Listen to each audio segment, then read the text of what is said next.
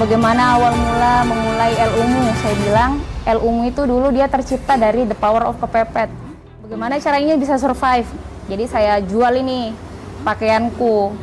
Ada berapa lembar, dapat duit berapa ratus ribu, sekitar sisa 50 ribuan kalau saya tidak salah. Secukupnya 50 ribu, kan murah tuh dulu, zaman 2016 di Baruga kan, saya jualan lah tahu isi.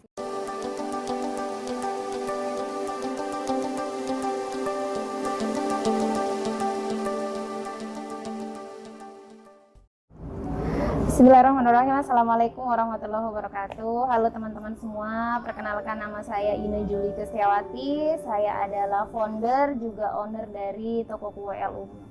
Saya adalah ibu rumah tangga, punya 4 orang anak, pebisnis alhamdulillah, punya usaha sampingan juga bersama dengan suami karena kita berdua adalah couple planner.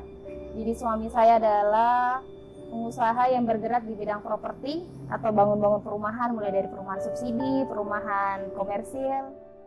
Kalau ditanya mulai usaha itu tepatnya di 2016. Jadi dulu nggak langsung kayak begini.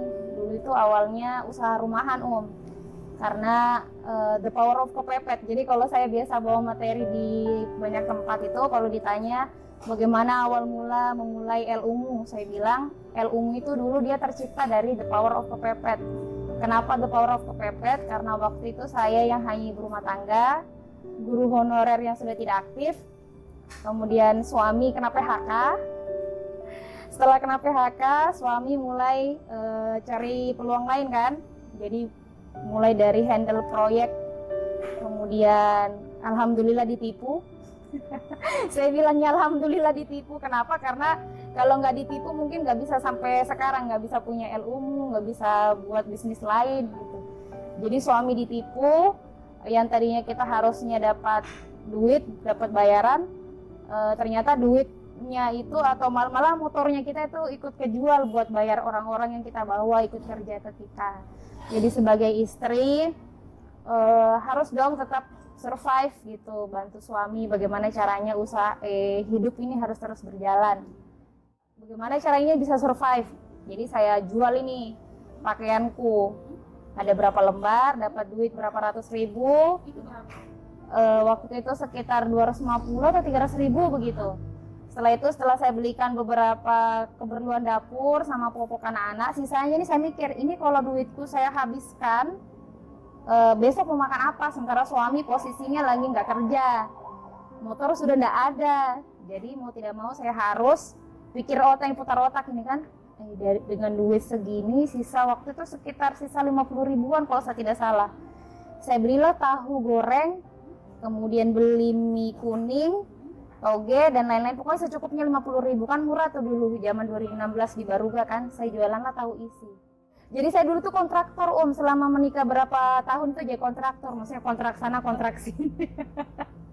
Jadi di rumah, dari dapur rumah kontrakan itu buat tahu isi, kemudian saya jajankan ke kios dekat rumah, terus habis itu saya nitip di kantin kampus Unhalu di Fakultas Teknik itu, di kantinnya Masjid Malim di situ. Kemudian alhamdulillah responnya bagus, katanya ini tahu isi enak ya, sambelnya enak gitu. Jadi mulailah orang karena suka, jadi dinotis kan. Mulailah situ dari mulut ke mulut, suka ini loh kalau mau arisan mau apa, coba pesan ini. Nah terus setelah itu karena ada yang senang sama tahu isi, saya ditawarkan, bisa nggak buat kue lain? Saya bilang kue apa? Buat pipanada sama jalan kote. Oh ya bisa, padahal saya bukan nggak bisa tapi nggak punya alat kan, jadi putar otak lagi, minjem kiri kanan, alhamdulillah jadi ada yang mau pinjamkan alatnya. Sudah mulai dari situ, mulai dari dinotis minta buat jalan kote, diminta buat brownies, bahkan pernah ada yang minta buat tar, saya jabani semuanya tanpa belajar, tanpa kursus, pokoknya semua otodidak by YouTube. Ini itu dapur El-Umu, belum El-Umu, jadi masih kepakai kata dapur. Kenapa ada kata dapur? Karena waktu itu semua jenis kuliner, semua jenis olahan makanan saya terima. Jadi bukan cuma kue, itu lantaran masih cari pasar kan, masih cari passionnya saya ini gimana begitu. Jadi mulai dari catering, nasi, tumpeng, semuanya saya jabanin. Jadi makanya namanya dulu dapur El-Umu. brownies, apa semua begitu. Jadi waktu itu di 2016 masih di dapur kontrakan. Ceritanya kontrakan habis, masa sewanya, saya disuruh pindah sama yang punya rumah kan. Jadi setelah pindah, saya pindah ke daerah Donohu. Di sana ngontrak lagi. Ternyata saya punya pelanggan itu kepala rumah sakit Bahtera Mas. Beliau suka dengan kue-kue, terus saya diberi tantangan. Belum punya karyawan ini, masih alat terbatas, bilang begini. Ini mau ada akreditasi Bahtera Mas selama 1 minggu. Bisa enggak kamu saya kasih orderan selama 1 minggu itu, snacknya itu pagi sore. Banyak nih jumlahnya, dari seumur-umur menjual, baru kali itu saya dapat orderan banyak loh. Waktu itu saya langsung dikasih uang nih, langsung dikasih duit cash. Di awal pertama beliau order, saya dikasih uang tuh 13 juta. Jadi itu kali pertama saya dapat orderan dalam jumlah banyak dan tidak punya karyawan. Disitulah baru saya berani merekrut. Itu pun merekrutnya untuk orang yang bantu-bantu lipat dos, kemudian bantu-bantu beres-beres. Karena kan kalau kita udah produksi kan tepar toh gitu. Jadi di situ awal mula, kemudian barulah saya membeli oven besar, waktu masih oven gas. Iya, awalnya oven tangkring biasa. Terus alhamdulillah karena dapat duit itu, saya belilah lagi alat-alat tambahan. Jadi waktu itu kenapa kemudian LUMU bisa alhamdulillah punya banyak pelanggan? Itu berkahnya, sebenarnya berkahnya kalau kita nerima orderan banyak itu karena banyak yang merasakan produk kita. Jadi pasti dinotis itu kan, ya boleh lah. Makin banyak ini orderan alhamdulillah. Ada yang tawarkan ruko di depan kampus baru. Tapi saya belum siap, waktu itu mentalku masih, apa sih saya ini masih baru sekali di dunia ini begitu. Kayaknya saya takut, saya bilang kalau sudah disebut ruko itu kayaknya sudah mewah. Jadi saya bilang kayaknya jangan dulu, nggak apa-apa bayar bulanan saja katanya begitu. Nanti kita bagi 2 karena beliau ada usaha laundry. Sini kita sama-sama sewa katanya. Sudah, saya bilang bismillah. Dan mulai dari situ saya beranikan diri merekrut karyawan. Jadi karena saya tidak mampu bayar karyawan full sehari, jadi saya bagi 2 pakai shift-shiftan. Ya ada shift pagi dan shift sore, jadi saya bagi. Saya masih sekitar 4 atau 6 orang gitu, saya lupa. Itu anak mahasiswa semua. Karena shift-shiftan jadi mereka ada waktu kan. Ada yang masuk pagi sampai siang, nanti lagi dari siang sampai sore. Jadi setelah 2017 itu saya pindah ke ruko pertama, di toko pertama di kampus baru, Kodorullah kebakaran. Mungkin pernah dengar yang 2017 itu kabar kebakaran di depan kampus baru. Amazingnya beberapa teman-teman yang punya rumah di sebelah kiri, belakang itu kan sudah, subhanallah, sudah kena api kan. Tapi LUMU alhamdulillah tidak kena, meskipun dinding-dindingnya hangus, tapi alat-alat semua itu alhamdulillah tidak berdampak. Cuman karena keadaan habis disemprot sama damkar, apa kan sudah porak-poranda kan, sudah acak-acakan, jadi mau tidak mau saya harus pindah dari situ. 2017 akhir itu bulan 12 itu titik baliknya lagi nih LUMU nih. Begitu. Jadi setelah kebakaran itu LUMU vakum karena kebetulan saya lagi hamil besar juga, hamil anak ketiga. Jadi saya balik lagi pulang ke kampung, nggak punya rumah nih karena masih kontraktor toh, nggak punya rumah. Jadi balik lagi ke rumah mama di kampung. Modal habis untuk hidup hari-hari karena saya melahirkan tanpa BPJS waktu itu. Qadarullah suami cari alternatif lain, jadi beliau kembali lagi bekerja. Jadi kita tidak mengurus LUMU dulu. Istilahnya itu nggak tahu kita mau kemana ini. Karyawannya alhamdulillah mereka pada mengerti, nggak ada yang minta pesangon. Alhamdulillah, cuman kalau gaji ya tetap kan kita harus bayarkan, saya bilang. Jadi suami balik lagi nih cari kerjaan, jadi marketing freelance di perumahan-perumahan. Jadi beliau membantu para pengusaha properti itu untuk memasarkan rumahnya. Jadi sama bosnya itu ditanya, kenapa kamu terlambat terus? Gitu. Karena memang bukan main ini pulang balik Punggaluku Kendari. Iya, saya pindah ke Konsel kan, Punggaluku jadi pulang balik. Terus ditanya sama bosnya kenapa pulang balik terus, terlambat terus begitu. Terus bilang sama suamiku bilang, saya tinggalnya di Konsel Pak, karena habis kebakaran itu. Wah, kagetlah bosnya, alhamdulillah dapat bos yang baik. Jadi beliau bilang, ya sudah, pakai nih itu rumah yang kosong di perumahan, pilih saja yang mana. Di antara banyak rumah yang bagus, kami pilih rumah yang paling ya paling tidak layak huni, karena tahu diri kan. Maksudnya dipinjami, nggak mungkin kan ngelunjak minta rumah yang bagus. Jadi kita minta rumah yang paling tidak layak huni, sudah jadi tempat pembuangan sampah, jadi kita bersihkan. Alhamdulillah kita dikasih gratis waktu itu sekitar 3-4 bulan. Terus karena sudah bagus, kita bilang, Pak, kalau boleh izin kita beli saja. Gitu. Jadi alhamdulillah itu yang jadi rumah saya sekarang. Jadi awal mula LU dia bisa bangkit lagi tuh ya dari rumah itu. Jadi saya mulai lagi dari awal. Yang bisa saya buat waktu itu BCL. Itu dulu. Bolen coklat lumer. Jadi itu ikonnya LU kan. Jadi dimulai dari itu dulu. Bikin dulu. Terus saya hubungi karyawan lama aku. Alhamdulillah ternyata mereka masih mau kerja. Jadi alhamdulillah ternyata pelanggan tidak lupa juga. Itu hikmah dari habis kena kebakaran. Jadi mungkin karena mereka kasihan. Kasihan ini ownernya Lumin habis kebakaran, jadi sini kita rame-rame belanja, mungkin begitu pikirannya mereka. Tapi alhamdulillah saya bersyukur sekali. Jadi mulai lagi dari dapur rumah, saya beli satu etalase kecil yang ukuran 1 meter itu masih berantakan, dapur masih darurat tapi alhamdulillah orang masih datang belanja baru jauh. Kemudian alhamdulillah karena permintaan semakin banyak, kemudian di tahun 2018 itu Ramadan, saya dapat orderan kue kering. Itu kue kering terbanyak setelah terkena musibah. Jadi saya dapat itu hampir 150 juta omset. Kue kering saja di dapur rumah ini. Jadi saya bilang Masya Allah, Allah dia baik sekali. Setelah banyak, saya pokoknya 1000 lebih lah, 1500-an atau lebih. Dengan kerupuk-kerupuk kan, semua itu kita beli, kita jual. Alhamdulillah dari situ kita memutuskan untuk menambah karyawan, kemudian memperbagus dapur produksi meskipun masih di rumah waktu itu kan. Kalau karyawan tetap alhamdulillah ada 14 orang. Kalau karyawan lepas, karena kita itu setiap menjelang Ramadan itu kita pasti rekrut karyawan lepas kan untuk bantu produksi cookies atau kue kering. Kalau karyawan lepas itu ada sekitar 4-6 orang karena baru 4 orang yang masuk.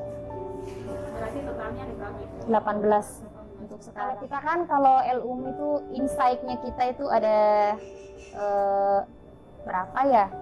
Yang paling menonjol sekali itu BCL, udah pasti karena dia itu memang ya sudah menjadi ikonnya LUMU gitu. BCL itu bolen coklat lumer. Itu memang sudah jadi first insight-nya. Jadi orang-orang kalau ingat LUMU pasti ingatnya bolennya itu. Kemudian ada cookiesnya sama bolu-boluannya. Berikutnya ini ada bagelan atau roti kering. Jadi itu insight dari 2019 sampai sekarang. Dan ini baru ya? Baru, sebenarnya bukan baru sih. Dari 2019, cuman dia naik daunnya itu, yang naik permintaannya itu dari 2022 akhir sampai sekarang. Jadi udah setahun lebih ini dia sudah punya kemasan yang bagus, udah dititip di beberapa gerai, udah sering ikut pameran. Jadi saya cita-citaku dari dulu itu saya pengen LUM itu ada di semua titik yang ada di Kendari dan Sulawesi Tenggara. Pengen sekali begitu. Jadi kalau ke Kolaka ada tokonya LUM, ke Konsel ada. Semua itu kan perlu waktu kan. Ada perlu semuanya lah, modal apa dan lain sebagainya. Kalau sekarang kita lagi fokus buat cabang, itu sudah di bisnis plan kan ini tuh. Insya Allah tahun ini semoga bisa terwujud. Dan sekarang kita sedang membangun rumah produksi. Jadi nanti rencananya, insya Allah doakan ya. Nanti itu akan terpisah makanan-makanan yang kayak pastry, cake, dan kue-kue basah itu nanti akan di sini. Kayak cookies, bagelan, kemudian bakpia dan makanan-makanan yang bisa dipajang yang jangka panjang itu kita udah sediakan rumah produksi. Jadi sekarang kita lagi tahap membangun rumah produksi. Kalau total itu yang kita ajukan di perizinan, kan harus ada izin kan, halal itu ada sekitar 97 jenis. Itu semuanya. Tapi kan kita yang namanya pengusaha kuliner itu harus ada inovasi kan, setiap bulan minimal ada satu jenis baru. Jadi mungkin bisa lebih dari itu karena setiap bulan tuh memang harus mengeluarkan produk baru terus menerus gitu. Kalau tahun ini alhamdulillah kita punya 22 jenis. 22 jenis kue kering. Kalau saya orangnya pertama fokus. Karena saya dulu itu waktu belum buka seperti ini, saya kan punya teman. Dia tuh udah buka bisnis dari dulu-dulu. Jadi saya sering berkunjung di rumahnya itu, dia selalu bilang, kalau kita mau maju, itu nggak usah lihat kiri kanan, fokus saja. Nggak usah lihat orang di belakang, nggak usah lihat kiri kanan. Meskipun kita punya, bukan saingan sih kalau saya bilang, punya teman yang usaha sejenis, nggak perlu kita cari tahu dia buat apa, dia bagaimana. Fokus saja dirinya kita, kayak begitu. Fokus, tidak perlu lirik kiri kanan, fokus saja memajukan potensi diri, seperti itu. Dan saya alhamdulillah sampai sekarang itu seperti itu. Saya fokus kembangkan diriku, apa yang saya bisa, itu yang saya asah terus. Saya tidak, misalkan nih, orang pada sibuk, misalkan jualan ini, minuman lagi viral.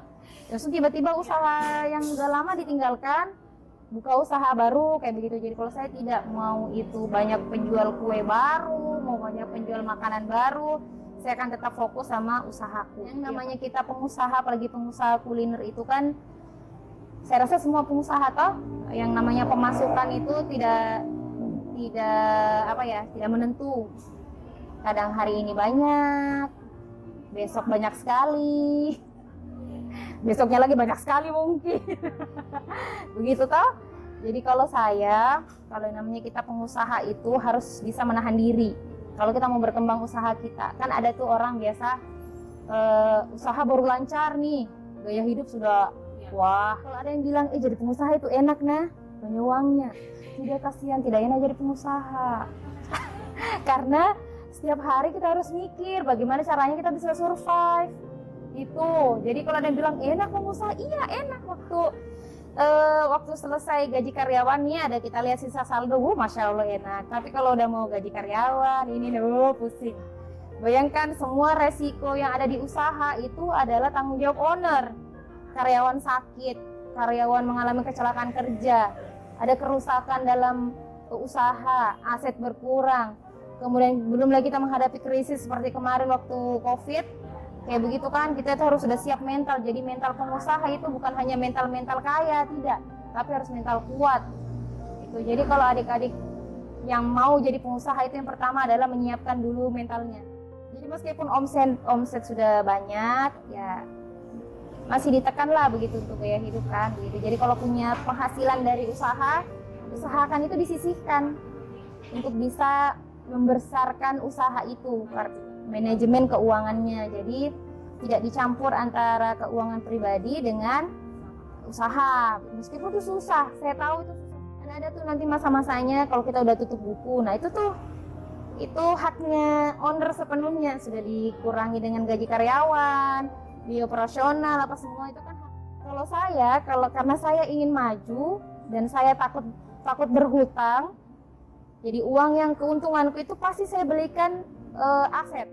Setiap bulan tuh pasti ada yang akan saya tambah, entah itu perintilan dapur, entah itu interior toko, entah itu rak-rak dan lain sebagainya. Itu pasti harus saya menambah, harus, supaya kelihatan gitu. Jadi kalau misalnya dibilang saya mau buka usaha tapi nggak punya modal, nggak perlu. Cukup dengan modal yang ada. Buktinya kan tadi saya bilang kan, saya dari 50.000 alhamdulillah sampai sekarang, dan itu tidak ada sama sekali, alhamdulillah, jangan sampai tidak ada sama sekali pinjam, belum ada kur, belum ada pinjaman di bank sama sekali. Itu tadi prinsipnya, menyisihkan manajemen keuangannya itu harus bagus sebagai owner. Jadi kita itu harus owner itu harus cerdas, mau belajar, kemudian dia itu mengayomi begitu. Jadi kalau sama karyawan itu bukan hanya sekedar kau kerja lo sama saya begitu, kau harus begini tidak. Jadi sama-sama belajar gitu supaya mereka nyaman, kita juga nyaman. Saya Ine Julika Setiawati, founder dan owner dari Toko Kue El Umo. Terima kasih banyak, sampai jumpa lagi. Wassalamualaikum warahmatullahi wabarakatuh.